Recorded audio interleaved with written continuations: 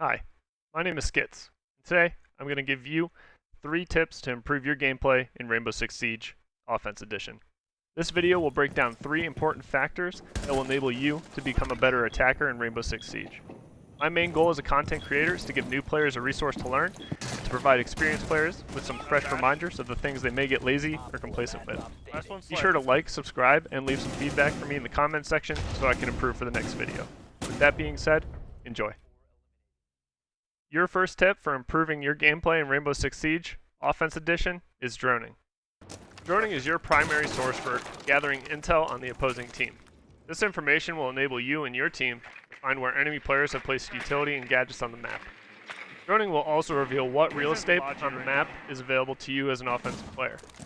In order to capitalize upon weak spots in a defensive hold, you'll need to complement your utility and positioning with active drones. In order to put yourself at an advantage for each gunfight you may have in a round, you would have successfully droned a defensive player and forced them into an uncomfortable position where your team will be able to capitalize and pick up the kill. Last one, Jim. Now, there are 2 types of droning. The first type of droning is simply to gather intel about the defense. This will include utility gadget placement, operator selection, and general placement of those operators, mostly in the front face. Your second type of droning is where you are intentionally droning a specific player as a priority in order for your team to immediately capitalize on that player's poor positioning in relevance to your team's position. You want to complete this process quickly and efficiently, and only when you have players in position to capitalize upon the situation. You do not want to allow opposing players to slip through your offensive pinch and get away.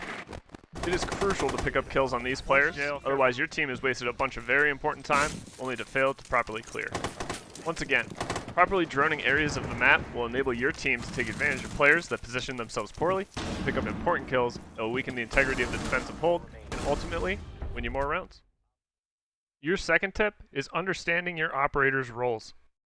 Obviously, understanding your role in a team game is important, but with each operator bringing something different to the table in a game like Siege, you will need to understand what your primary job is in a round before engaging in any gunfights. A traditional offensive lineup will look something like entry, secondary entry, flex or flank watch, soft support, and hard support. Depending on which role your operator may fall under, your offensive take should look similar on a given site with a given operator in that role. For example, a hard support operator, whether it be Ace, Thermite, Maverick, or even Hibana in certain situations, have a primary goal of opening reinforced walls or hatches in a given round. Once the reinforced wall or hatch is opened and your primary job is complete, you can then move forward with droning and positioning either yourself or your teammates to pick up kills in sight to begin your plant execution. Think of each role like a piece of puzzle to your perfect round execution. The more pieces that you have fit together, the better your attack rounds are going to look, under the assumption that everything goes according to plan. Be sure that the operators you are picking are fitting your team's composition. Learning and understanding your operator's role in a team comp is going to allow you to be a piece of the puzzle that will assist your team in winning more rounds.